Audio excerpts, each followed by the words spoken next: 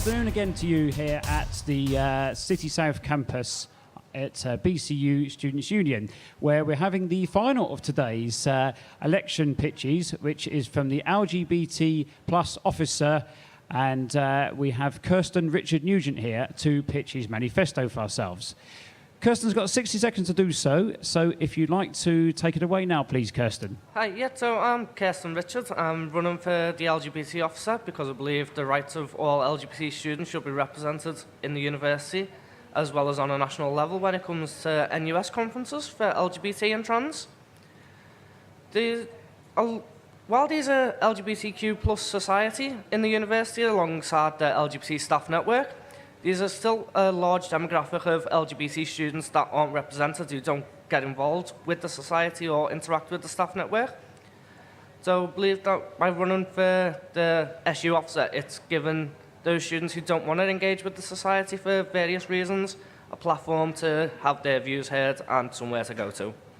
Thanks, Kirsten. So we'll start off then. Do we have any questions from our studio audience? Okay, well, we've had some tweets that have come in on this one, and we'll start off with the first one here for you, Kirsten. It says, how will you balance your role alongside your studies? I believe the part-time officers is 4 hours a week that they suggest that they work. I'd separate my time by, when I get my timetable for next year, working out when I'd best be able to fit in the hours, whether it'd be working it in a block of 4 hours, whether it'd be splitting it up over different days, and also be looking at how to split it so that I'm working across different campuses to make sure that all students are engaged with, whether that be with spending 1 week all in one campus, another week in another campus, or making it varied so that it's a set days in set campuses at set times throughout the year. Yeah. Thank you very much for that one, yes. And I have another one here for you that's been just fired across, actually. It says here, how will you make sure you get feedback from LGBT plus students who are not part of the society? In order to get feedback from students, the university doesn't actually require students to identify whether they're LGBT. So there isn't actually a list of all LGBT students that you can easily contact. It'd have to be through students actually contacting the officer themselves and engaging with the officer. What I'd do to ensure I was getting feedback from them students is making sure that I was visible and that students knew who I was, so that they know who it is that they're going to bring the feedback to. Any feedback can also be sent anonymously through email if students don't actually want to identify who they are. Okay, and we'll move on to some further tweets we've had here in a second, actually. But I can say, please do keep them coming in to @BCUSU. And, of course, follow this live stream today on our Facebook page at Birmingham City University Students' Union, #LeadBCUSU. Okay, then, so on to the next question we have here. It says, do you believe awareness-raising events are important? And if elected, what ideas do you have to support raising awareness in the university community? Sorry, could you repeat that? Of course I can, yes. It says, do you believe awareness-raising events are important? And if elected, what ideas do you have to support raising awareness in the university community? It's always important to raise awareness and have events to raise awareness. Although LGBT rights have come a long way in the past 50 years or so, there's still a long way to go. And rights that some members of the community have, other members of the community do not have. And in different parts of the world, these rights are different. Australia, for example, only recently passed same-sex marriage. And in other parts of the world, it's still actually illegal to be homosexual.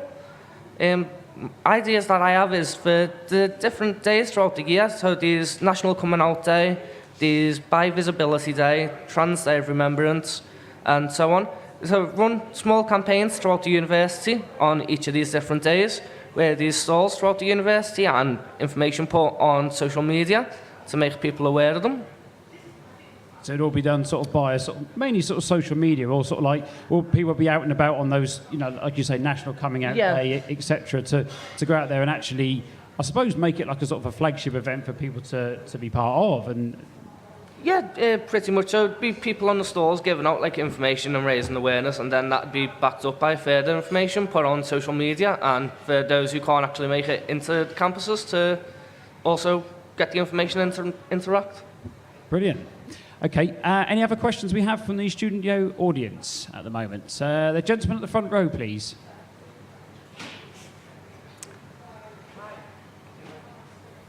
Hello. Yes, it's working.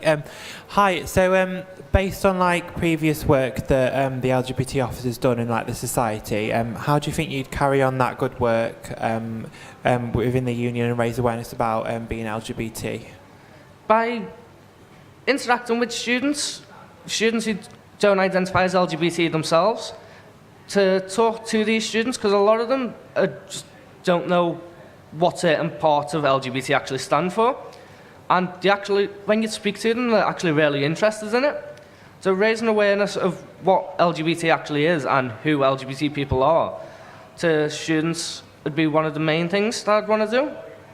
I'd also like to improve visibility of LGBT students throughout the university, working alongside the society and the LGBT staff network to ensure that there's visibility of LGBT students, basically making sure that people are aware that we're here, how they can be involved, how they can support, and any information that they actually want to gain from LGBT students. Thank you very much. Any other questions from our audience? Okay, the lady behind you. So what are the main barriers that students from this community face when they're at BCU then? A lot of students, it's not a lot of students that face these issues, but there have been cases of students facing homophobia and transphobia, both from other students, but there's also been cases of people bringing complaints against staff members forward. So that's one of the main issues that are taking place in the university at the minute. And how do you plan to combat this and help support these students? By encouraging these students to come forward and tell either myself or any officer or group leader any complaints that they've got, and then we can then escalate these. We can follow the process up. If it's students, they can be disciplined in the appropriate channel, and if it's a staff member, in the appropriate route for staff members to be disciplined. Fantastic. Another question we have here now, perhaps a little bit more of a general question. It says, how will you get students engaged in your campaigns if you're elected? To get students engaged with campaigns, it's making sure that the campaigns that students actually want running. If it's a campaign that students don't actually want, they're not going to be engaged with it. So it's making sure that it's campaigns that students want, how they want it, when they want them, and that's how the key to getting them engaged with them. Brilliant.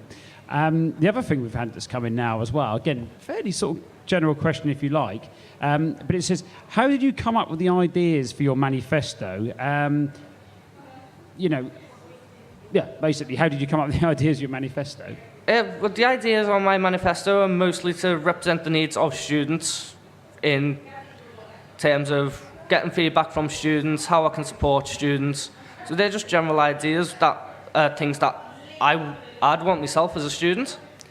Another idea that is put forward in my manifesto is a regular film screening or documentary screening about LGBT-related films or documentaries, so they can be historical films or documentaries, stories about people coming out and their experiences, just to give people a bit more knowledge about LGBT. Thank you, Kirsten. Yes, I had a tweet that's coming now from Frizzy Wild. It says, as the university implements the transgender policy and guidance, how would you ensure trans students feel supported? To ensure that trans students feel supported, I'd make sure that trans students knew who to go to, how to get support, and what support we can actually offer from the university. I'm not sure how the trans policy is actually displayed to students, like how they access it themselves. So I'd make sure that I had a copy of the trans policy that students could come and access it, they can read it if they wish to. They know what the trans policy is there for and how it's there to support them. Okay, and we have just one other question here now. I suppose, if you like, two questions rolled into one. It says, if elected, what would be your first campaign? And what do you think would be its biggest challenge? Or what do you think the biggest challenge would be faced on that? Or do you see there being any challenges, perhaps, if there was a campaign you've come? One of the first campaigns I'd want to run, because it's early on in the year, because I believe don't actually start in the role until halfway through summer, is that correct? Yep. So it'd be towards September when I'd think about running my first campaign. And it'd probably be for National Coming Out Day. We ran a campaign this year alongside Luke from the SU this year, where we were getting students to come and tell us their experience, how they came out, and writing positive messages down for other students to read. They were then placed online on social media so that people could read these, to give them the confidence to, if they're ready to come out, to feel free to come out and be confident in doing so. I'd want to do that campaign again.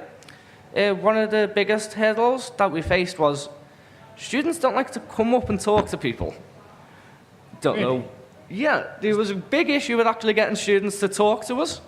Don't know whether that was just because they were so busy that they didn't want to talk, or... Is this like students throughout, or sort of mainly first years, or...? No, it was... We noticed it mostly in Curzon building.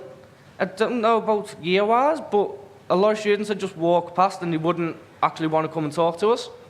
So we try offering incentives, like we were giving out free sweets, and people were still just walking past.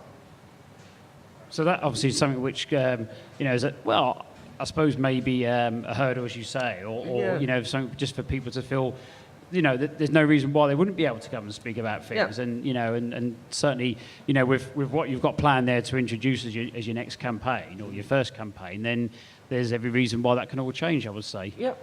Well, Kirsten, thanks ever so much for your time today and for joining us. And also, special thank you to all 9 candidates who've been here today at City South, and the 2, obviously, that are in the running order, but one unfortunately, were unable to attend today.